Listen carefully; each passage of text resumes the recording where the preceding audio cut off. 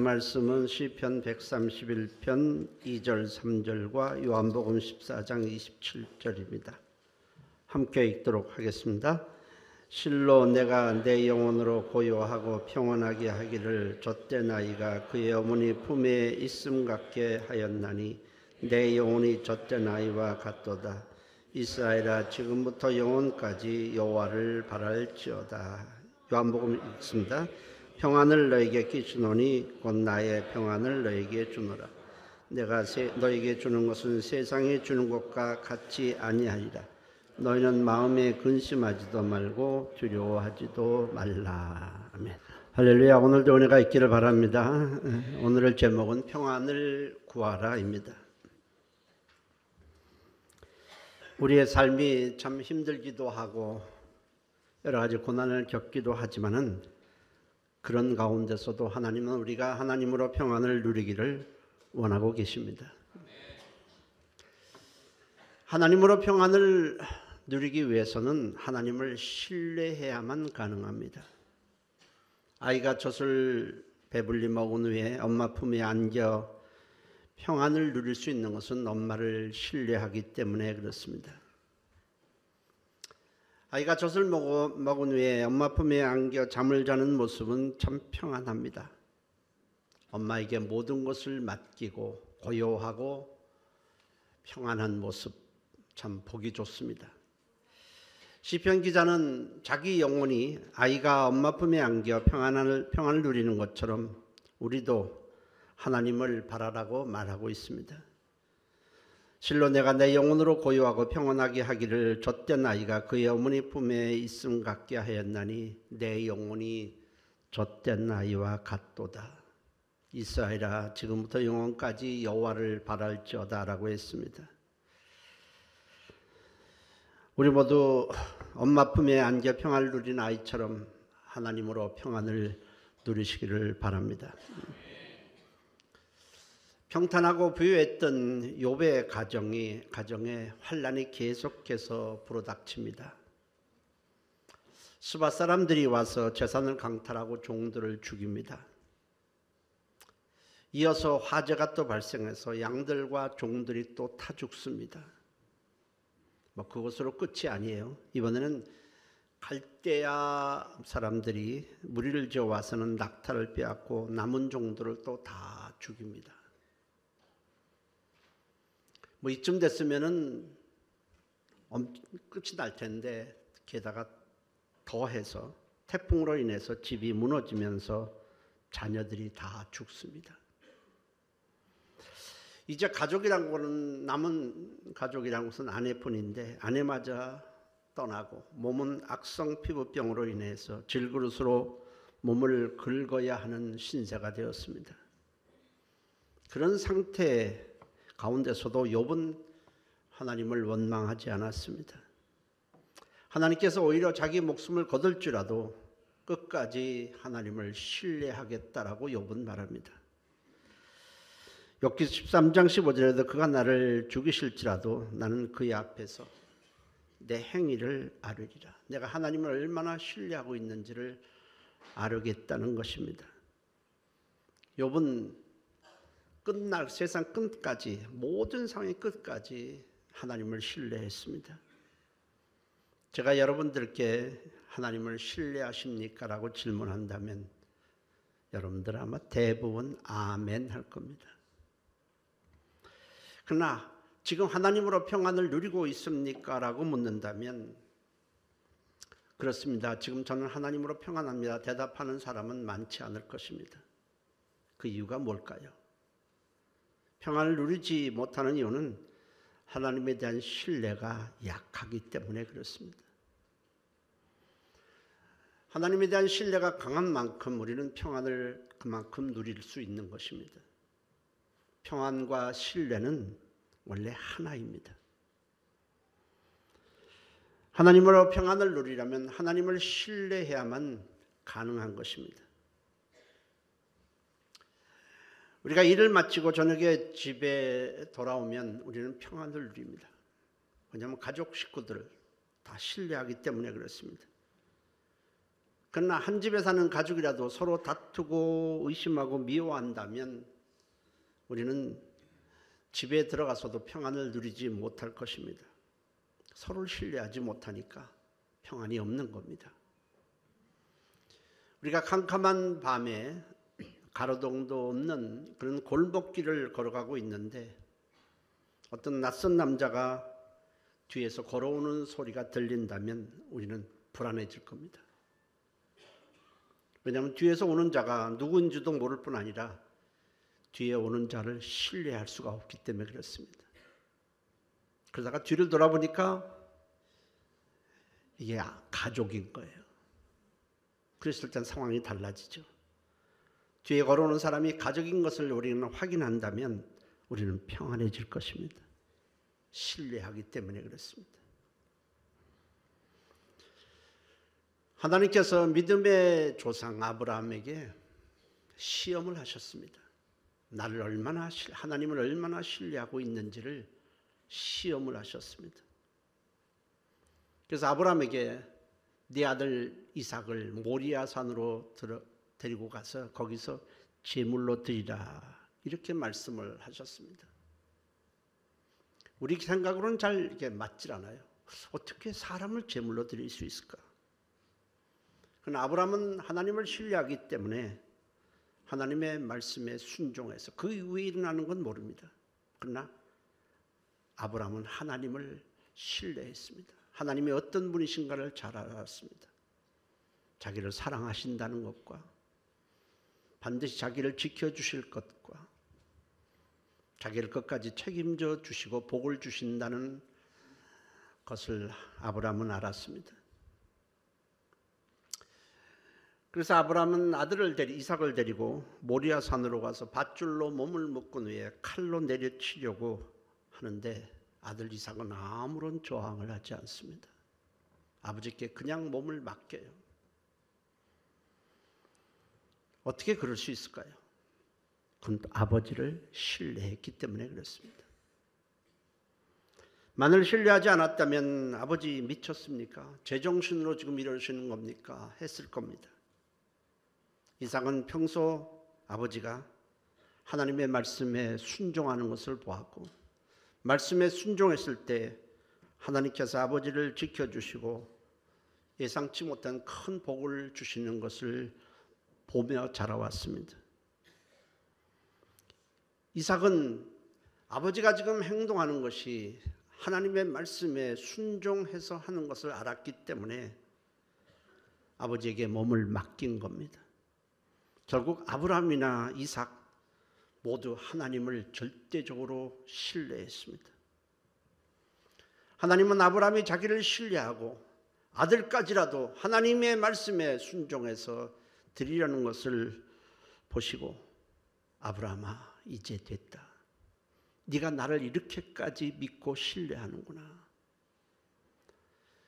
그 아들 이삭의 칼을 대지 말라 하시고는 미리 준비해 놓으신 양을 대신 제물로 드리도록 하셨고 아브라함에게 믿음의 조상이 되게 하시고 큰 복을 주셨습니다.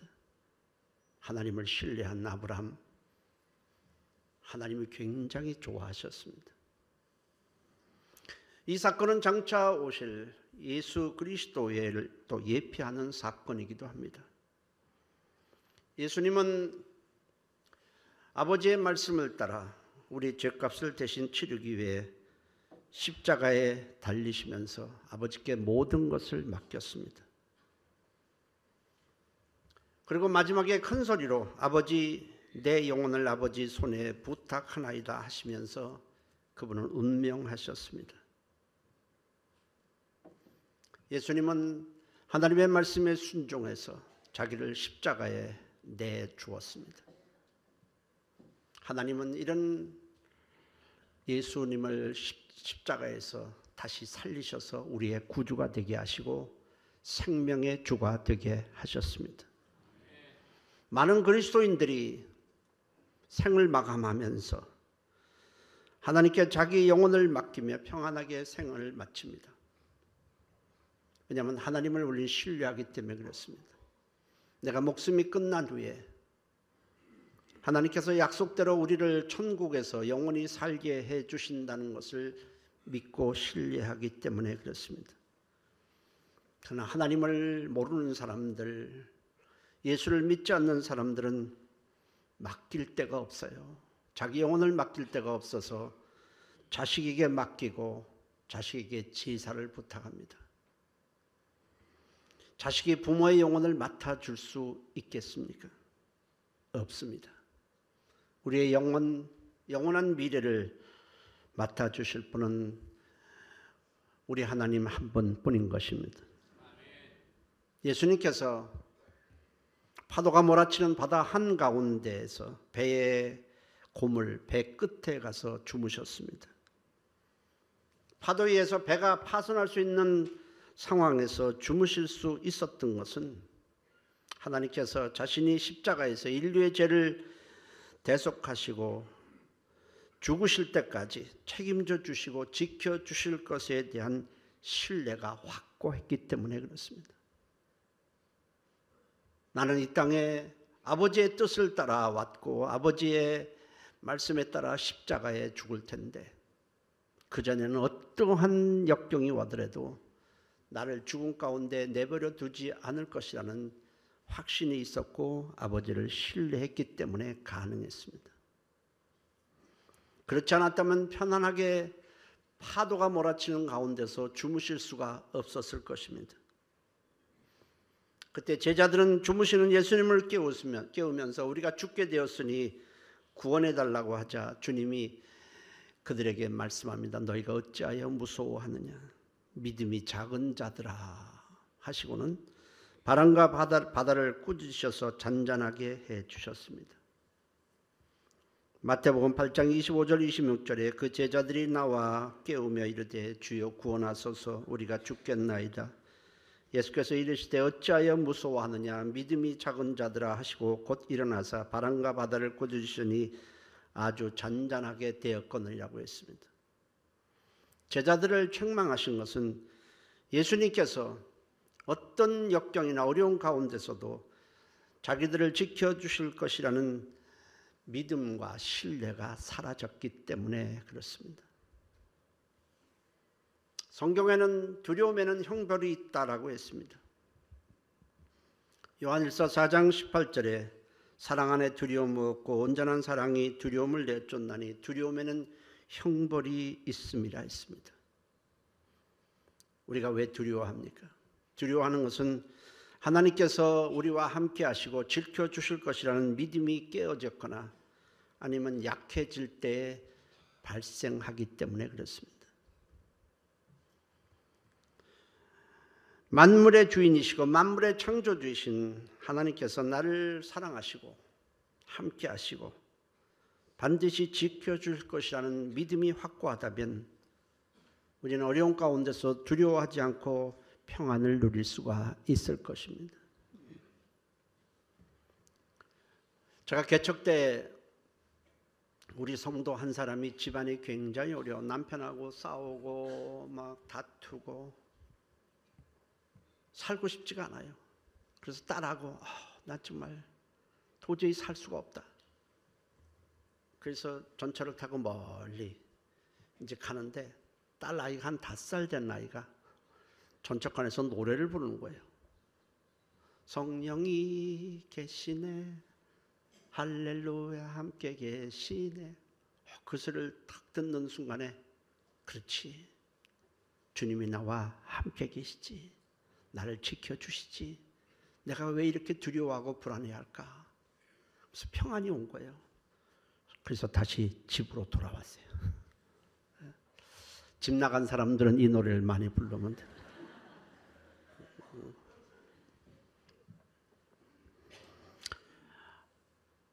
하나님은 우리를 택하셨고 구원하셨습니다. 그리고 자기 백성으로 삼으셔 주셨습니다. 그런 우리에게 하나님은 우리에게 이렇게 말씀을 하고 계십니다. 이사야 41장 9절에서 10절입니다. 한번 같이 읽어볼까요? 시작. 내가 땅끝에서부터 너를 붙들며 땅 모퉁이에서부터 너를 부르고 네게 이르기를 너는 나의 종이라 내가 너를 택하고 실어버리지 아니하였다 하였노라. 두려워하지 말라. 내가 너와 함께함이라. 놀라지 말라. 나는 네 하나님이 됨이라. 내가 너를 굳세게 하리라. 참으로 너를 도와주리라. 참으로 나의 의로운 손으로 너를 붙들리라. 아멘. 그분이 우리를 택하시고 우리를 그의 백성으로 삼으신 후에 말씀하시는 것입니다. 두려워하지 말라. 나는 너를 한순간도 한시도 너를 떠나지 않고 함께 해 주겠다는 겁니다. 그리고 절대로 너의 손을 놓지 않고 내가 나의 손으로 너를 붙들고 있으니 두려워하지 말고 놀라지 말라는 것입니다. 나를 신뢰하라는 것입니다. 본문에서 주님은 우리에게 이렇게 말씀합니다. 평안을 끼치노니 곧 나의 평안을 너에게 주노라.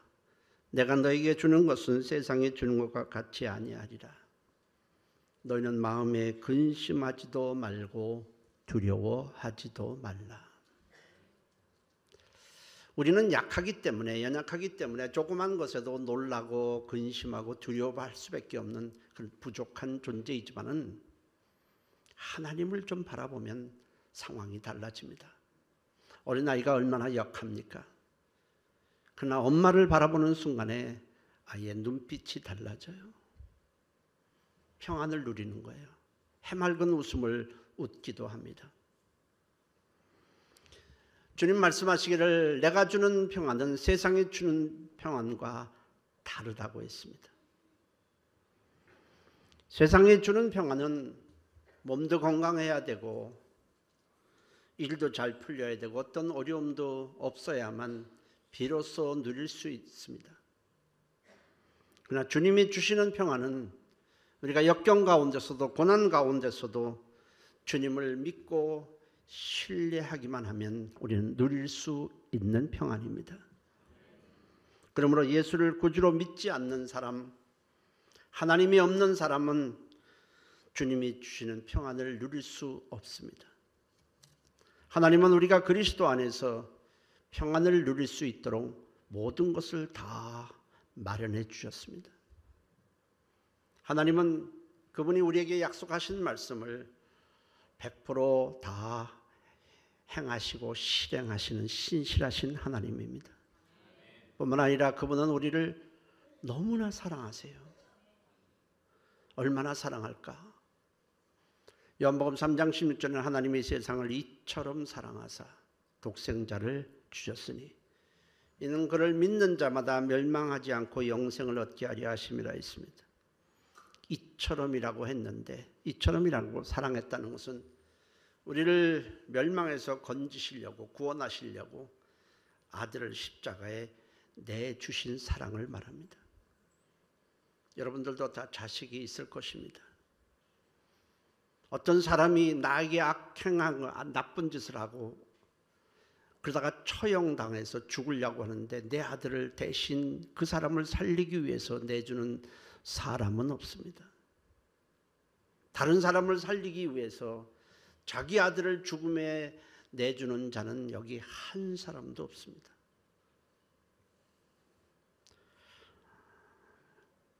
그런데 하나님은 우리가 죄 가운데 있을 때에 우리가 어떤 하나님의 사랑을 받을 자격도 없고 사랑을 받을 만한 어떤 일을 행한 적이 없었음에도 하나님은 우리를 사랑하시고 우리를 구원하시기 위해 자기 아들을 십자가에 내주셨습니다. 그것도 우리가 죄 가운데 있을 때에 그렇게 하셨습니다. 로마서 5장 8절에 우리가 죄인 되었을 때에 그리스도께서 우리를 위하여 죽으심으로 하나님께서 우리에 대한 자기의 사랑을 확실히 증명해 보였다고 했습니다. 죄인 되었을 때에 우리가 죄인이었을 때라는 말은 하나님을 거역하고 하나님을 대적하고 하나님과 원수 사이로 있었을 때를 가리킵니다. 우리는 하나님을 인정한 적도 없고 하나님을 대적하며 하나님을 향해 삿대질하며 하나님이 어디 있느냐고 소리치며 하나님의 뜻은 전혀 무시하면서 하나님과 원수 사이로 살고 있었습니다. 그랬을 때에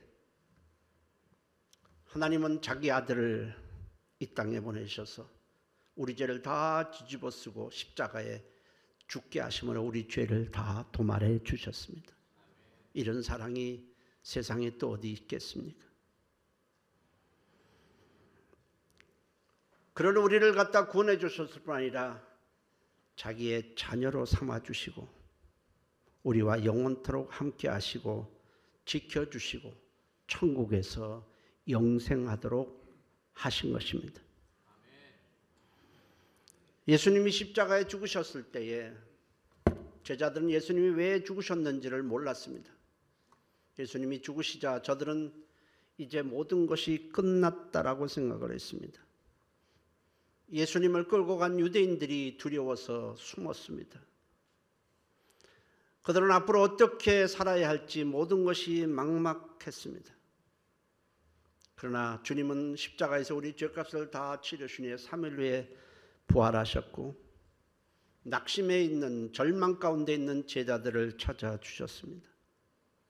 그리고 이렇게 말씀을 하셨습니다. 요한복음 20장 19절에 안식 후 첫날 저녁 때에 제자들이 유대인들을 두려워 모인 곳에 문들을 닫았더니 예수께서 오사 가운데 서서 이르시되 너에게 평강이 있을지어다. 제일 첫 번째 하신 말씀이 뭡니까? 부활하셔서 제자들을 찾아줘서 하신 말씀은 너에게 평안이 있어야 한다는 겁니다. 내가 이렇게 살아있고 영원토록 너희와 함께 할 것이니 더 이상 두려워하지 말고 나를 믿고 신뢰하고 평안을 누리라는 것입니다. 그 예수님은 성령님을 통해서 지금도 앞으로도 영원토록 우리와 함께 하실 것입니다. 그럼 우리는 우리 상태를 보면 두려움과 불안에 떨 수밖에 없지만 환경도 그렇고 우리의 능력도 그렇지만은 우리를 사랑하시고 우리와 영원토록 함께 하시는 주님을 바라보심으로 평안을 누리시기를 바랍니다. 주님께서 이렇게 우리에게 평안을 누릴 수 있는 모든 조치를 다 해주셨음에도 불구하고 우리가 왜 하나님을 신뢰하지 못할까요? 왜 평안을 누리지 못할까요? 하나님을 신뢰하지 못하는 것은 하나님을 우리 기준에서 자꾸 생각하기 때문에 그렇습니다. 우리가 하나님께 대해 제대로 못하면 하나님도 우리에 대해서 그렇게 하실 것이라고 생각하기 때문에 그렇습니다. 마치 아이가 엄마에게 잘못해놓고는 이제부터 엄마는 나를 사랑하지 않을 거야. 내가 어떤 부탁을 해도 절대로 도와주지 않을 거야 하는 것과 같은 것입니다. 엄마가 변한 것이 아니고 아이가 변한 겁니다. 여러분, 하나님은 변하지 않습니다. 우리에 대한 사랑이 변하지 않습니다. 우리와 함께 있겠다고 하는 약속을 절대로 변개하지 않습니다. 우리가 좀 잘못했다고 나는 너와 함께 할 수 없다. 나는 이제부터 너를 사랑하지 않는다 하지 않습니다. 히브리서 13장 8절에 예수 그리스도는 어제나 오늘이나 영원토록 동일하시다고 했습니다. 비록 우리가 실수도 하고 넘어지기도 하고 잘못하기도 하지만 우리는 변치 않는 하나님의 사랑을 믿고 신뢰하고 의지해야 하는 겁니다. 우리가 하나님 앞에서 하나님으로 평안을 누려야 하는 또 하나의 중요한 이유가 있습니다. 그것은 하나님은 평안을 통해서 우리를 인도하시기 때문에 그렇습니다. 빌립보서 4장 6절 7절입니다. 우리 함께 읽겠습니다. 아무것도 염려하지 말고 다만 모든 일에 기도와 간구로 너희 구할 것을 감사함으로 하리라. 그리하면 모든 지각에 뛰어나신 하나님의 평강이 그리스도 예수 안에서 너희 마음과 생각을 지키시리라. 이 말씀을 통해서 우리는 기도에 대한 하나님의 응답에 대해 중요한 사실을 발견할 수 있습니다. 우리가 여러분 기도할 때 어떤 문제가 일어났을 때 역경 가운데 있을 때 우리는 기도하게 됩니다. 그때 우리는 기도할 때 평안을 얻기 위해 기도하는 사람은 없습니다. 문제를 해결받기 위해, 염려를 해결받기 위해 우리는 기도하게 됩니다. 우리가 기도하면서 하나님 평안을 주옵소서, 평안을 주옵소서 기도하지 않습니다. 그렇게 기도하는 것이 아니라 하나님 이러이러한 문제가 있습니다. 이러한 문제를 좀 도와주세요. 문제를 해결해 주십시오라고 기도를 합니다. 그런데 기도에 대한 하나님의 응답은 평안이라는 겁니다. 아무것도 염려하지 말고 너희 구할 것을 감사함으로 하나님께 아뢰라. 그러면 하나님의 평강이 너희 마음과 생각에 들어오게 될 것이다. 이게 응답이에요. 우리하고는 뭔가 기도하고 응답하고 뭔가 굉장한 괴리가 있는 것 같습니다. 왜 하나님은 응답을 주실 때에 문제를 당장 해결해 준다고 말씀하시지 않고 평안을 응답으로 주실까요?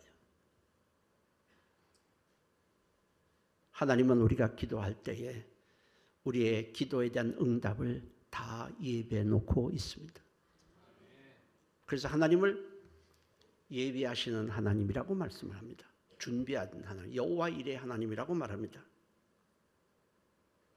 하나님은 우리가 기도할 때 하나님이 예비해 놓으신 것을 얻기 위해서 우리에게 먼저 요구하는 것이 있습니다. 그것이 바로 평안입니다.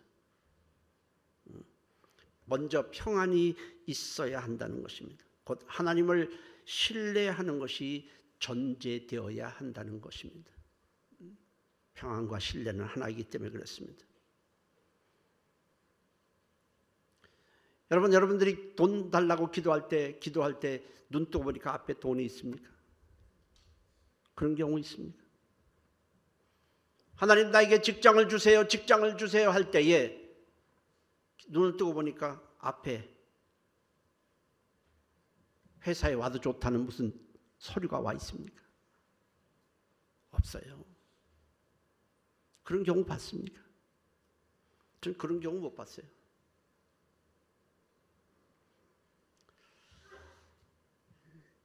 하나님은 우리에게 기도할 때에 이미 예비해 놓고 있습니다. 응답을. 그런데 우리에게 주시는 건 평안이에요. 뭔가 차이가 있지 않습니까?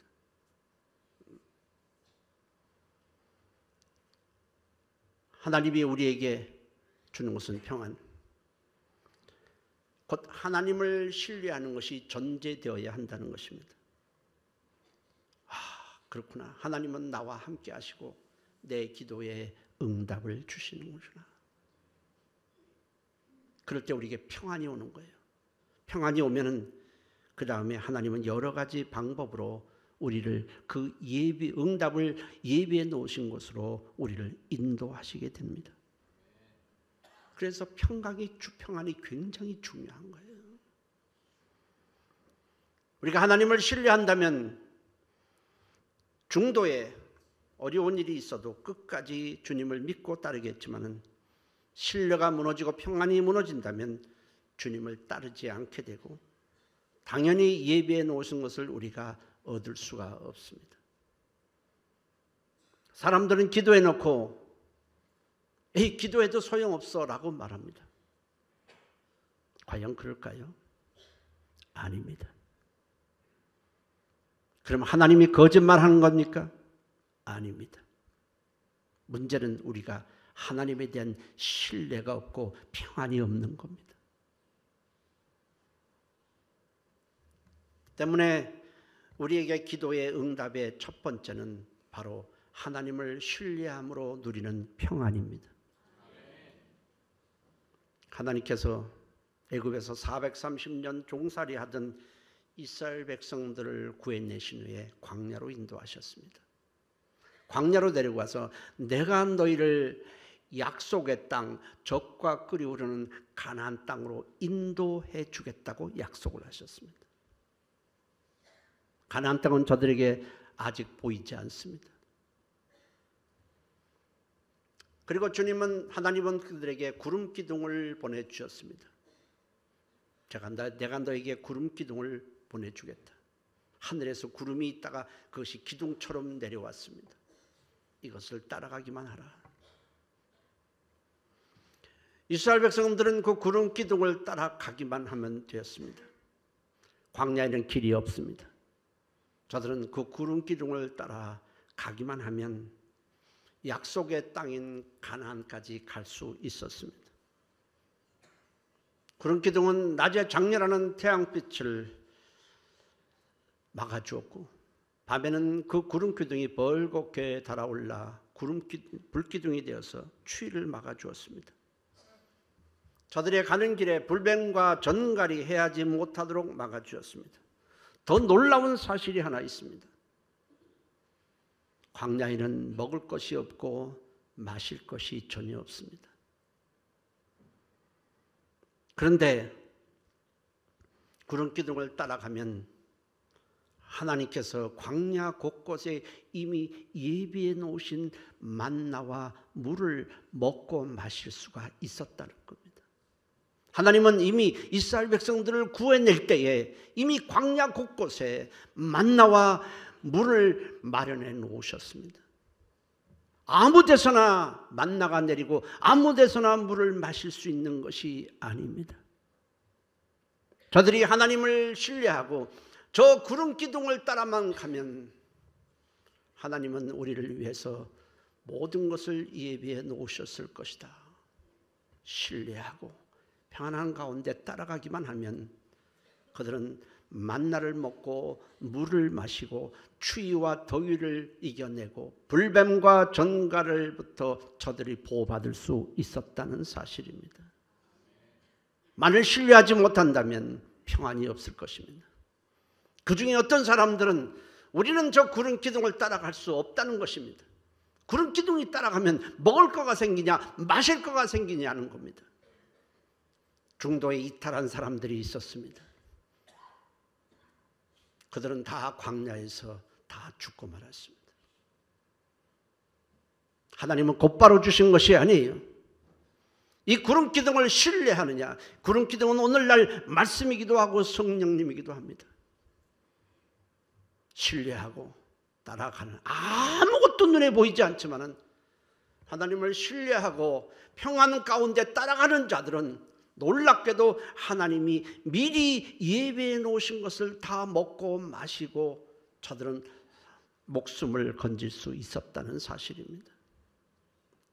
이것은 기도의 응답과 같은 맥락입니다.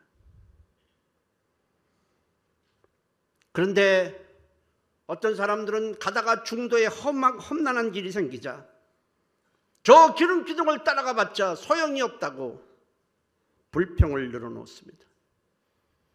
가나안 땅을 정탐한 자들의 보고를 듣고는 하나님께서 우리를 죽이시려고 그곳으로 데려간다면서 하나님께 원망을 쏟아냈습니다. 더 이상 하나님을 신뢰할 수 없다는 것입니다. 하나님은 하나님을 신뢰하지 못한 자들, 그들을 모두 다 광야에서 죽도록 하셨고 하나님을 끝까지 신뢰한 자들, 험난한 길이 있든 어떤 길이 있든 하나님께서 우리와 함께 하시고 책임져 주시고 하나님이 예비해 놓으신 그곳으로 우리를 인도하실 것이라는 신뢰를 가지고 믿음을 가지고 따라간 자들만 가나안에 들어갈 수 있었습니다. 똑같이 기도를 합니다. 하나님 문제를 해결해 주세요. 기도를 합니다. 근데 하나님을 신뢰하기 때문에 우리는 평안을 누립니다. 그리고 움직이다 보니까 하나님은 이런저런 경로를 통해서 하나님은 우리를 위해서 예비해 놓으신 것으로 인도하십니다. 그러나 어떤 사람들은 평안은 상관이 없습니다. 하나님을 신뢰하는 건 전혀 관심이 없습니다. 내가 기도한 대로 되지 않았다고 당장에 불평하고 원망하는 사람들은 기도해도 소용이 없다라고 말합니다. 과연 그럴까요? 그렇지 않습니다. 그런 사람들은 하나님이 예비해 놓으신 것을 받을 수가 없습니다. 마치 이스라엘 백성들이 하나님이 예비해 놓은 젖과 꿀이 흐르는 그곳을 하나님을 신뢰하지 못함으로 들어가지 못하고 광야에서 죽은 것과 같은 맥락입니다. 우리는 하나님을 신뢰해야 합니다. 그리스도인의 증표는 그리스도인의 그리스도인됨은 하나님을 신뢰함으로 누리는 평안입니다. 골로새서 3장 15절에 그리스도의 평강이 너희 마음을 주장하게 하라.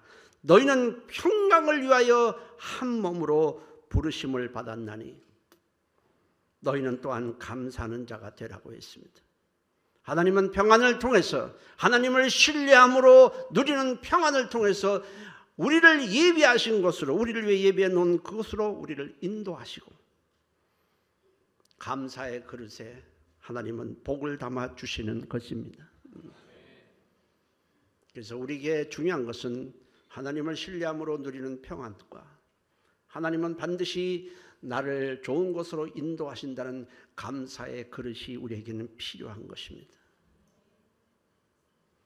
유다 왕 여호사밧 때에 적군이 쳐들어왔습니다. 그때 여호사밧은 이 절대절명의 상황에서 우리에게 가장 필요한 것이 무엇인가를 생각해 보았습니다. 적군은 지금 연합전선을 쳐서 쳐들어오는데 유다의 힘으로는 막을 방법이 없습니다. 여호사밧, 믿음이 좋은 여호사밧은 생각을 했습니다. 이럴 때 우리에게 가장 필요한 것은 무엇일까? 여호사밧은 평소 하나님을 신뢰했기 때문에 그렇다. 하나님이 우리와 함께 하시니 우리는 하나님을 신뢰해야 된다. 이것보다 더 중요한 것은 없다. 우리가 신뢰하고 평안을 누린다면 하나님은 우리를 위해 싸워 주실 것이다. 그래서 백성들에게 나가서 외칩니다. 하나님을 신뢰하라. 백성들아 하나님을 신뢰하라. 역대하 20장 20절에 이에 백성들이 아침에 일찍 일어나서 드고와 들로 나갈 때 여호사밧이 서서 이르되 유다와 예루살렘 주민들아 내 말을 들을지어다. 너희는 너희 하나님 여호와를 신뢰하라. 그리하면 견고히 서리라. 그의 선지자들을 신뢰하라. 그리하면 형통하리라. 믿음의 사람 여호사밧은 하나님을 신뢰하고 평안을 누리는 것이 전쟁의 승패를 좌우한다는 사실을 알았습니다. 평안을 통해서 우리가 하나님을 신뢰하고 평안을 누리기만 하면 하나님께서 우리를 위해 대신 싸워주실 것이라는 사실을 그는 알았던 것입니다. 이스라엘 백성들아 넌 먼저 무기와 창을 점검하라. 그거에 앞서서 하나님을 신뢰하라고 말했습니다. 유다 백성들이 왕의 말대로 하나님의 말씀을 떠올립니다. 그렇다. 하나님은 우리와 함께 하신다. 그걸 자꾸 입으로 시인할 때 저들에게 평안이 옵니다. 그랬을 때 하나님은 유다를 위해 싸워주심으로 유다가 승리하도록 해주셨습니다. 여러분들은 하나님으로 평안을 누려야 할 의무가 있습니다. 하나님은 우리가 평안을 누릴 수 있도록 모든 조치를 다 취해 주셨습니다. 우리를 위해서 할 수 있는 모든 것을 다 해주셨습니다. 우리를 구원하시고 자기 백성으로 삼아주시고 자녀 삼아주시고 성령을 우리에게 보내주시고 우리와 영원토록 함께 하시고 지켜주시고 인도하시고 보호해 주시는 겁니다. 우리는 하나님을 믿고 신뢰함으로 평안을 구하시기를 주의 이름으로 축복합니다. 기도합니다. 동성으로 기도합니다. 하나님, 우리가 자꾸 하나님을 바라보지 않으므로 우리의 연약함과 환경만 바라보므로 평안을 누리지 못하고 있는 우리를 용서하시고 나를 구원하신 하나님, 나를 사랑하신 하나님을 신뢰하며 어떤 상황에서도 평안을 누리게 도와주옵소서. 우리 다 같이 한 목소리로 동성으로 기도하겠습니다. 살아계신 하나님 고맙습니다. 우리가 하나님으로 평안을 누리게 도와주시옵소서. 결국 우리가 평안을 누리지 못함으로 우리는 우왕좌왕하고 두려워합니다. 우리는 부족합니다. 연약합니다. 우리는 능력도 없습니다. 그러나 우리는 주님을 바라보기에 바라보면서 평안을 누리게 도와주옵소서. 내 마음이 평안을 누리지 못하고 요동치는 것은 결국 하나님을 신뢰하지 못하기 때문입니다. 우리의 환경은 우리에게 평안을 앗아갑니다. 우리의 주변의 모든 상황은 우리에게 평안을 주지 않습니다. 그러나 하나님을 믿고 신뢰한 평안을 누릴 수 있습니다. 평안 가운데 우리가 살아가도록 하나님이 도와주시고 인도해 주시옵소서. 그래서 하나님을 믿고 따르며 복을 누리게 도와주옵소서. 예수님의 이름으로 기도했습니다. 아멘. 살아계신 하나님, 우린 참 부족합니다. 쉽게 넘어지고 쉽게 깨지고 쉽게 낙심하는 연약한 존재입니다. 우리의 환경도 우리를 두렵게 하고 불안하게 만듭니다. 주변에 있는 사람들도 그렇습니다. 우리에게 평안을 줄 수 있는 것은 없습니다. 그러나 살아계신 하나님을 우리가 바라보면 우리는 평안을 누릴 수 있습니다. 하나님은 우리가 평안을 누리는 건가, 하나님으로 평안을 누리는가 아닌가를 세심하게 살펴보고 계십니다. 살아계신 하나님, 우리가 하나님을 의지하며 기도하는 가운데 평안을 누리며 하나님이 예비하신 좋은 길로 인도받게 도와주옵소서. 예수님의 이름으로 기도했습니다. 아멘.